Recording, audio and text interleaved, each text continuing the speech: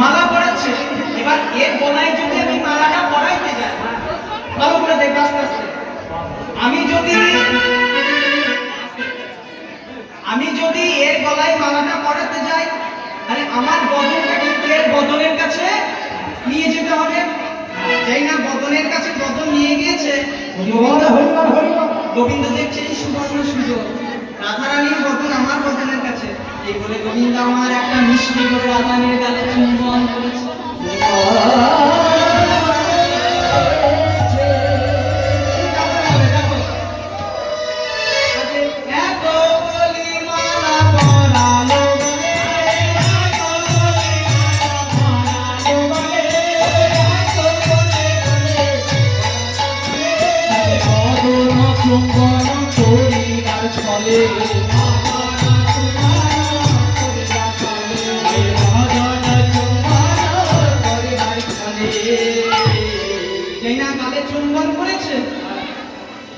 জানে না এই তো সেই কালা চিকন কালা গোবিন্দ, ওদের ছেলে মালিনী হয়ে তুমি আমার কাছে চুম্বন করলে, তোমার সাহস কম নয়। এই ললিতা, তুই আমার চাদরটা দে তো। থাকো থাকো, কি হয় দেখ, একটা মালিনী হয়ে আমার রাধারানী একটা রাজার মেয়ে আমার কাছে চুম্বন করলো। কি হয় দেখো, এই বলে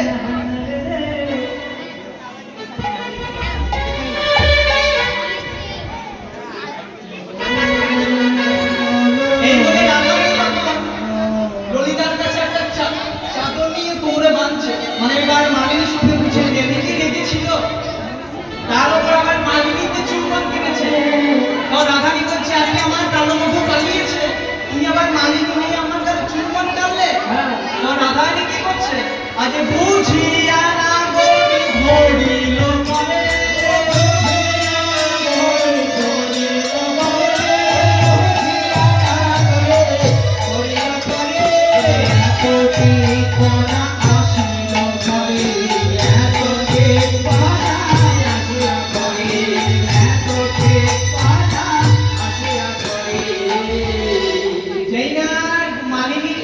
রাধারানী ধরেছে কি, তুমি একটা মালিনী হয়ে আমার কাছে চুম্বন করলে, তোমার সাহস তো কম নয়। কে তুমি, কে বলো তো? এবার গোবিন্দ দেখছে আর যাই করি আর আমার নিস্তার নেই। রাধারানী যখন আমার হাত ধরে ফেলেছে, এইবার আমাকে চিনে ফেলবে। তাই চিনে ফেলার আগে আমাকে যদি চিনে ফেলার আগে যদি আমি শরণাগতি হই, যদি আমি নিজে শরণাগতি হই, তাহলে একটু শাস্তি আমার মুক্তি হবে। যেই না হাতটাকে ধরে ফেলেছে, তখন রাধা গোবিন্দ তখন ভয়ে রাধারানীর কাছে বলছে, ও রাধে, মাথায় ঘোমটা ছিল তো ঘোমটাটা খুলে দিল, ঘোমটাটা খুলে দিয়ে বলছে, রাধে একবার তাকিয়ে দেখো তো, আমি তোমায় আমি পরে নয় পরে নয়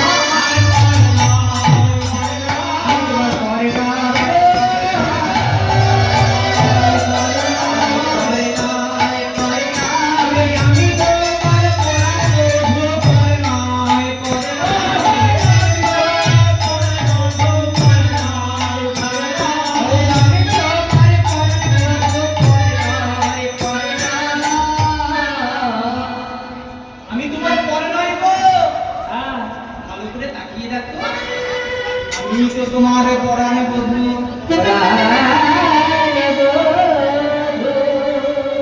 তাই গোবিন্দ আমার রাধারানীকে বলছে, কি বলছে, আজ না করো কহিছে রানী দেব,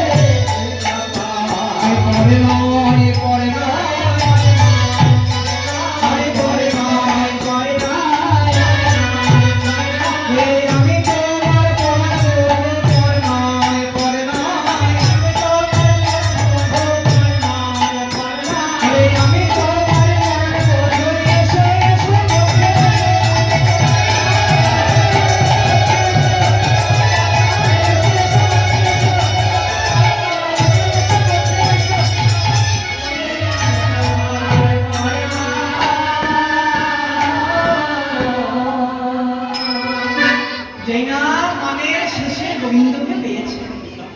এতক্ষণ রাধারানী কেঁদে কেঁদে নিজের দশাটা যা করেছিল আমরা শুনেছি।